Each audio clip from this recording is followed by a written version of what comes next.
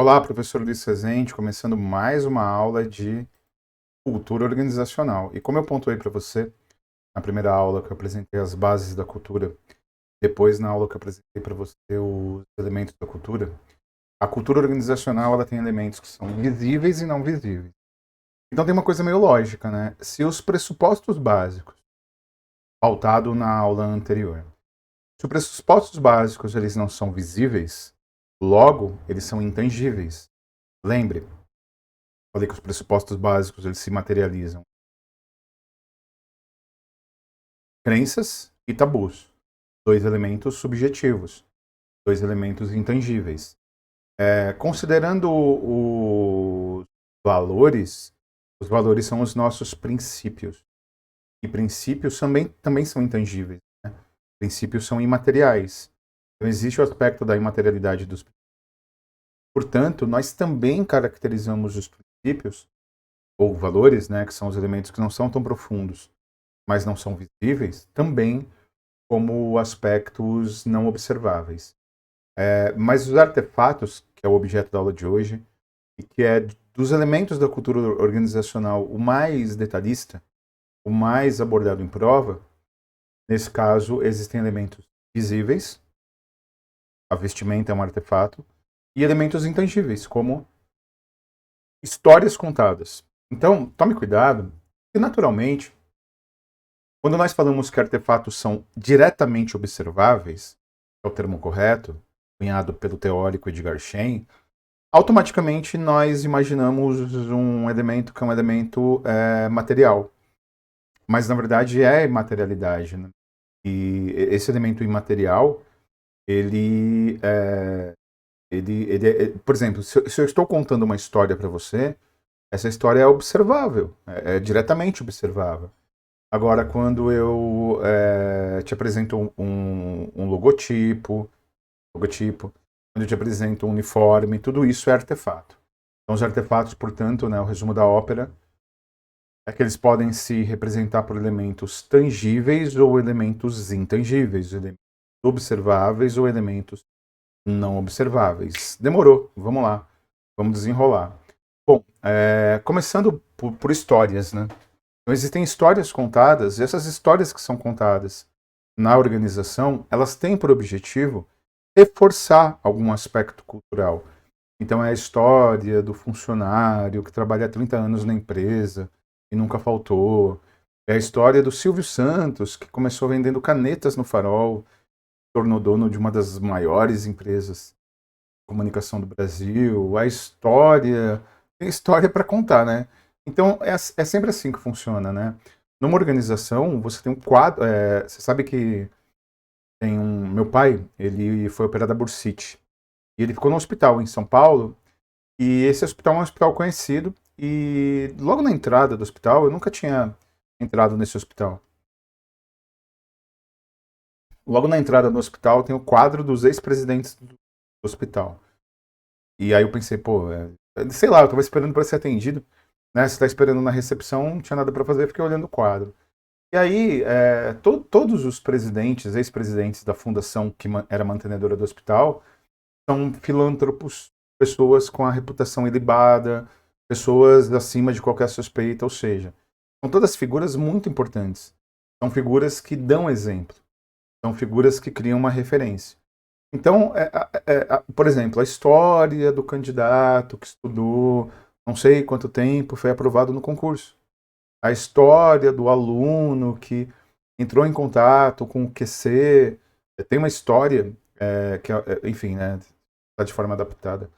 Tem uma história de um aluno que ele começou a estudar para concurso, começou a prestar concurso, não conseguia ter aprovação, e aí ele prestou exatos 98 cursos.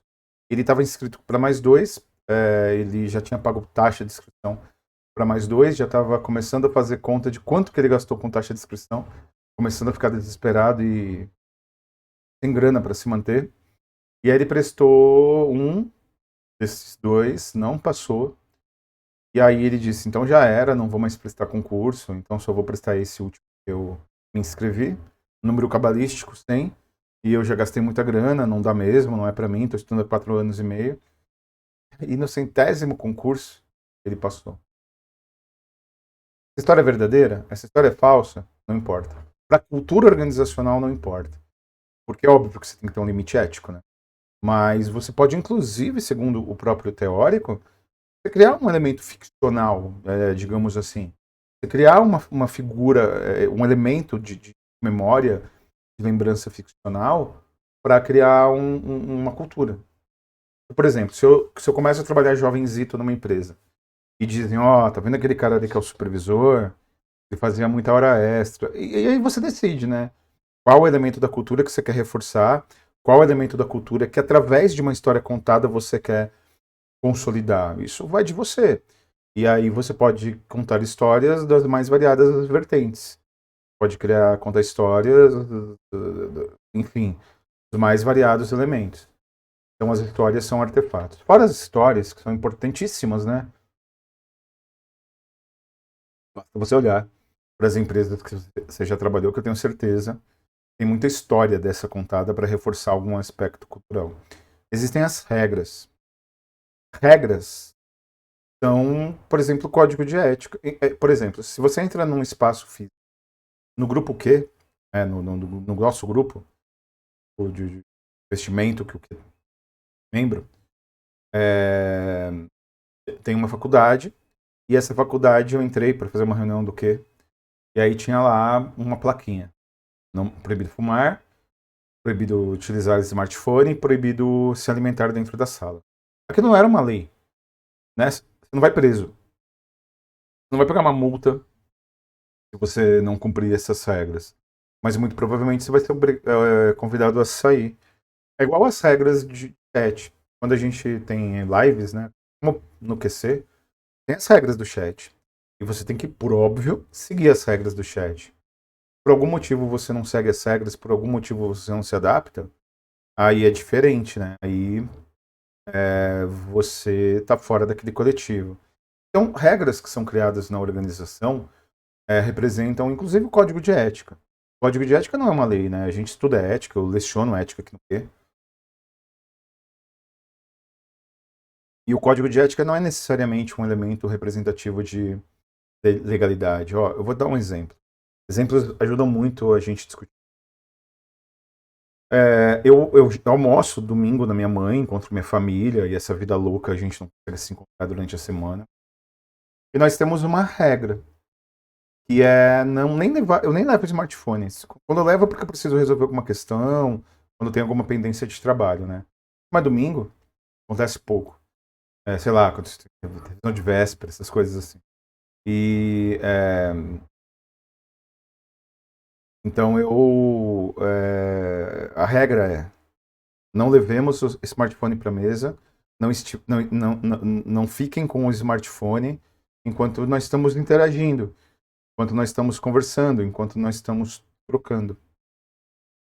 Porque você tá lá para ver as pessoas, não para ficar grudado no celular. E não é uma lei, ninguém vai preso, ninguém vai ser deserdado. As regras, elas são elementos culturais. Isso representa alguma cultura. Eu fui com um amigo meu, há muito, muito tempo atrás. É, eu emprestei um dinheiro para ele da entrada, o financiamento de um apartamento dessas estruturas privadas. Então ele estava lá vendo, vendo a proposta dentro de São Paulo. E tinha um monte de mesa, um monte de corretor. E o corretor estava apresentando para ele a proposta, né, a entrada e tal, quais seriam as condições. Eu estava lá com ele, né, ele pediu para eu acompanhá-lo. E me pagou direitinho. E aí, beleza, então o cara estava explicando, detalhando, taxa de juros, não sei o que, amortização. De repente começou a tocar um sino e começou a rolar umas purpurinas do nada, do nada. É, por quê? Porque assinou um contrato. Então tem uma cultura dentro dessa construtora, tinha pelo menos, né? Quando eles conseguiam fechar um contrato, fechar uma venda, tinha esse auê, tinha esse agito, né? E é óbvio, né? Você tá lá dentro, você tá negociando. Aí você vê o sino tocar e a purpurina subir, Então significa que tá rolando, tá todo mundo comprando, você tem que fechar logo. E é real, porque também tem um atendimento telefônico, então né, você não sabe exatamente se alguém fechou. Se é real ou não, se eles aproveitam ali, tá cheio, pra fazer aquilo, vendeu, fechou, não sei o que, solta purpurina, eu não sei. Mas eu sei que deu uma empolgada nele, no meu amigo, ele já tava meio convencido, mas isso deu uma empolgada que ele assinou o contrato, aí soltou de novo purpurina. Porque ele ficou com o sentimento de, pô, tá todo mundo fechando, tá todo mundo aproveitando a oportunidade. Deu pra entender? Cultura, convencimento da ideia. Bom, depois os mitos organizacionais, né? E é interessante essa questão dos mitos organizacionais, que são as figuras, são cada personalidade, digamos assim, existe na organização para reforçar algum aspecto cultural. E então, por exemplo, você tem, por exemplo, o, o herói organizacional. O que é o herói organizacional? Esse que eu já falei, é o exemplo a ser seguido. O grande exemplo a ser seguido pelos demais membros da organização.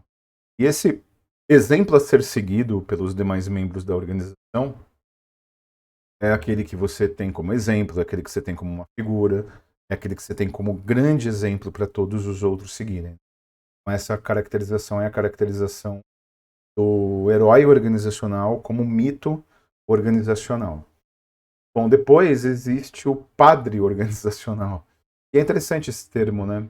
Por quê? Porque você sempre tem nas empresas aquela figura mais experiente, aquela figura mais velha, você pede conselho, você vai lá trabalhando e se aconselhando para você tomar alguma decisão. Eu sempre tive essa pessoa. Eu sempre tive uma pessoa ou outra que era a minha referência. Que era a pessoa, quando estava todo mundo tudo cinza, tudo complicado, você ia lá e a tinha como referência. Então essa figura, né, é uma figura conciliatória, essa figura que é uma figura que a organização tem que saber quem é.